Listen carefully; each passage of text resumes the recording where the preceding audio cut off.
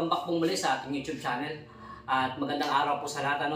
For today's videos po, meron po kami inihanda dito na manok na tumitimbang siya ng 8 kilos. Sana po makasagot, masagot yung tanong ng ating subscribers na kung paano daw po mag-marinate ng 1 kilong manok. Sana makatulong sa iyo to, Che, At sige po, pwede nyo po itong gawin mga Che, kapag nag-uumpisa pa lang kayo o para masubukan nyo, matry nyo. Pero ito pong recipe namin, subok na po namin. Ito po yung ginagamit natin at masasabi nyo the best. At umpisa natin mga Choy, ganito po ang gawin natin. Maglagay muna tayo ng chicken natin.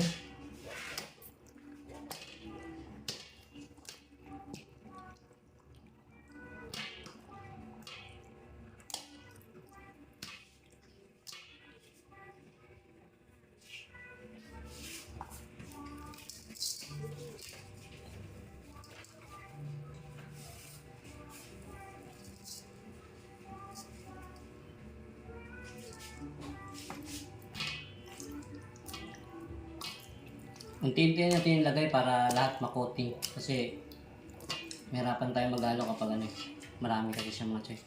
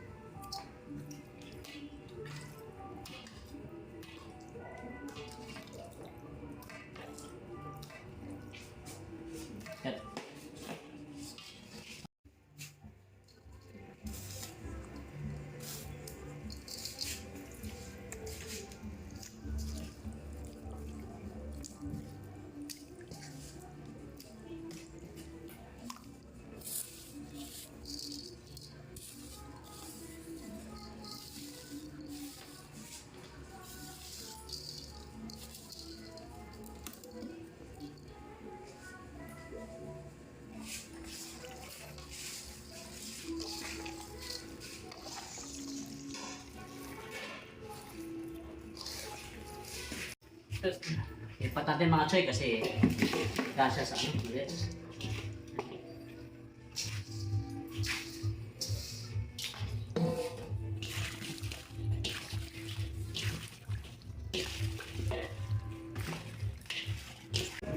Yun po mga Choy, at imamalit po natin siya ng mga 1 oras o mahigit, pwede na po siya mga Choy. Yun po, hintayin natin mamaya.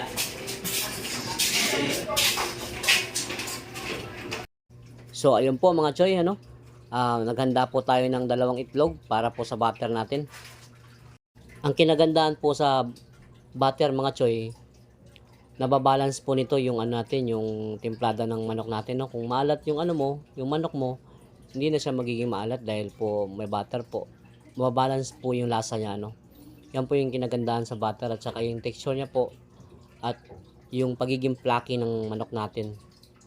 May nagsasabi na hindi daw po tumatagal yung flaky ng yung itlog kapag mayroon tayong gamit na itlog. Ay, hindi po totoo yan mga Choy. Yan po, at naglagay din po tayo ng harina, yung breeding mix natin. Yan, ipagsasama natin yung itlog at saka yung harina. At pagkatapos nito, lagyan natin ng tubig. Yung tansyahin na natin yung dami ng tubig. Tsaka makuha natin yung lapot niya. Hindi naman ganong malapot, yung tamang-tama lang, matatansyan nyo po. Tansyahin nyo lang po, Ayan, panoorin nyo po. Ito pong ginagawa natin is makakatulong po sa mga bagong nag-EFC, yung mga bagong nag-umpisa pa lang na magnegosyo ng fried chicken. Makakatulong po sa inyo ito. Panoorin nyo po mga Choy. At sa mga nagnanais mag-EFC po, pwede nyo rin pong gawin ito, para makita nyo po ang pinagkaiba ng may butter po. Yan po, at naghanda na rin tayo ng breeding mix natin para po paglagyan ng natin ng mga manok na marinated.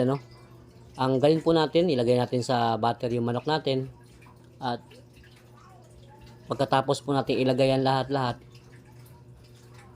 mix lang po natin siya hanggang sa ma-coating po yung mga manok natin, ano.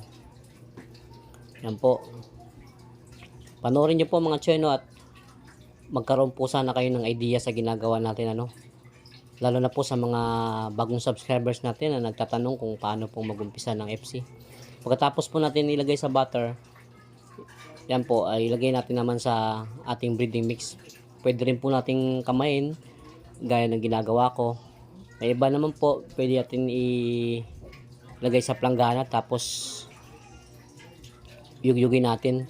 Pero ganito kasi yung ginagawa namin, kasi ano po, mababad siya sa sa harina, para gumanda rin yung texture ng natin, manok natin, ano. Yan mga choy, sana po mag-comment kayo sa video ito para malaman po namin kung saan po nakarating yung video na to.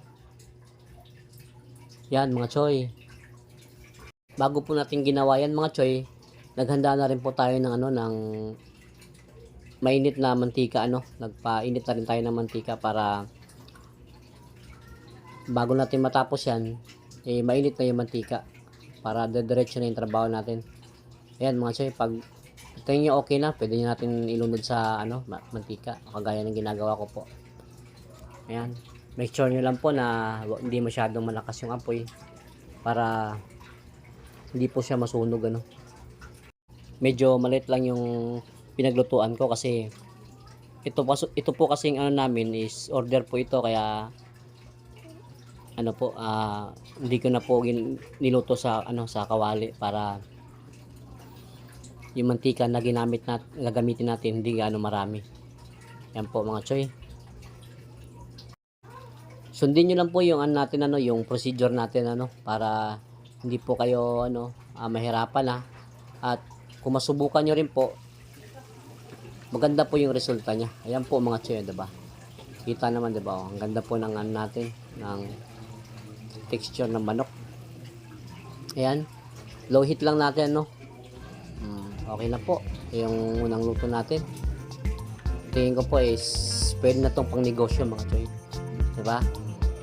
At shout out po sa lahat ng ating mga bagong subscribers, at sa mga hindi pa po nakakapag-subscribe, wag niyo po sanang kalimutang mag-subscribe at i-click na rin po yung notification bell natin, para po lagi po kayong ma-update sa mga bagong videos natin, at matuto po kayo ng kaunting kaalaman po, mga choy, para magamit natin sa pagninegosyo mga choy. At salamat po sa walang sawang suporta niyo mga choy. Hanggang dito na lang ang ating videos, at more blessing at more power po sa lahat ng ating mga choy. Saan man kayong dako naroon, at ingat po tayong lahat. Yun po, salamat po sa inyong mga panonood.